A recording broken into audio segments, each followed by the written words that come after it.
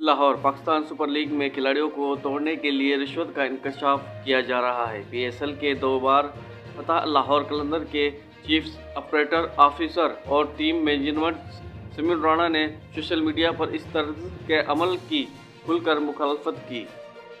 Video में आगे बढ़ने से पहले आपसे छोटी सी रिक्वेस्ट है, आपने अभी तक हमारे चैनल को सब्सक्राइब नहीं किया तो चैनल को कर दे सब्सक्राइब, बेल के आइकन को भी दबा दें और ऑल पे प्रेस कर दें ताकि आने वाली वीडियो का नोटिफिकेशन आप तक पहुंचता रहे। तो चलते हैं बिना टाइम वेस्ट किए वीडियो की जानिब।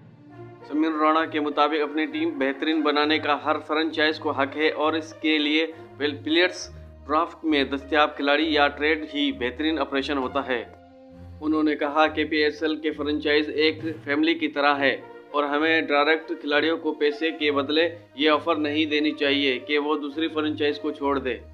उन्होंने मजीद कहा कि खुदारा हमें ये रिश्वत का कल्चर नहीं चाहिए। तमाम फ्रेंचाइज से एक दिशा मोहब्बत का पैगाम हो, किसी भी खिलाड़ी को ना खरीदा जाए। याद रहे कि लाहौर में पाकिस्तान सुपर लीग का ड्राफ्टिंग 13 दिसंबर को हो रहा है। पीएसएल 9 के लिए 8 फरवरी के तारीख का भी पीएसएल ने ऐलान कर दिया है और इसके अलावा ये भी कहा कि कोई भी खिलाड़ी को खरीदा ना जाए, मेहरबानी करके। ये है दोस्तों आज की अपडेट। वीडियो अच्छी लगे लाइक करें, शेयर करें, चैनल को जरूर सब्सक्राइब कर दें। मिलते हैं अगली वीडियो में, अपना ख्याल रखिएगा।